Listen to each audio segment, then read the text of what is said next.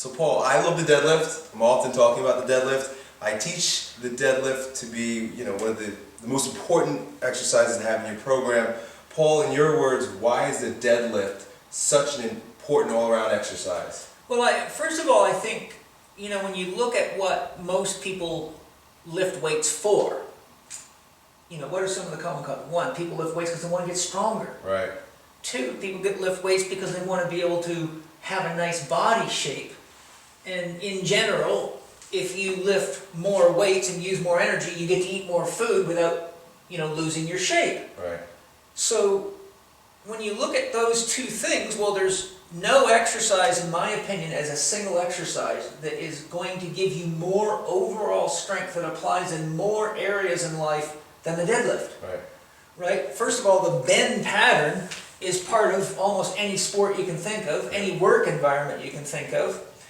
Two, it requires the integrated use of every part of your body. When you pick up the bar from the ground, the bar is literally hanging from your head. It's hanging from your upper trapezius, your levator scapula, or your shoulder girdle, which attaches to your head and is stabilized by your neck. So that weight is then transferred through the rib cage and through the spine into the legs to the floor. So paradoxically, if you've got a painful big toe, it'll limit your deadlift. If you've got a painful knee, it'll limit your deadlift. A painful hip, a painful back, a painful thoracic spine, shoulder, elbow, knee, wrist, or hand. So what do you see? Any part of your body can limit your deadlift. Therefore, your whole body's involved in the deadlift.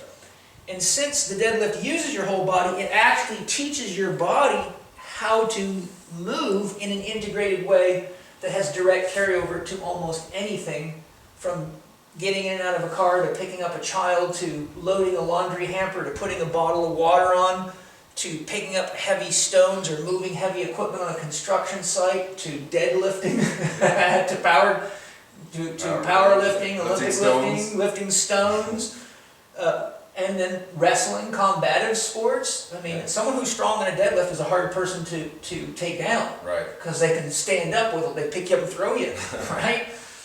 So the other thing is that you can put a fairly large amount of weight on the bar. Right.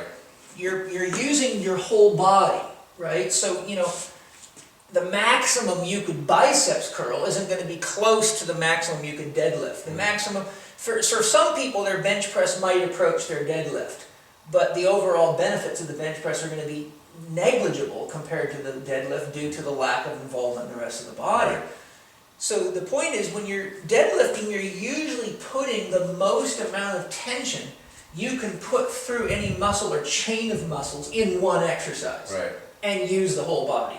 Now certainly you could go to a leg press and put a lot more tension through your legs, but you're teaching your legs to do something they can't do when you get off the leg press.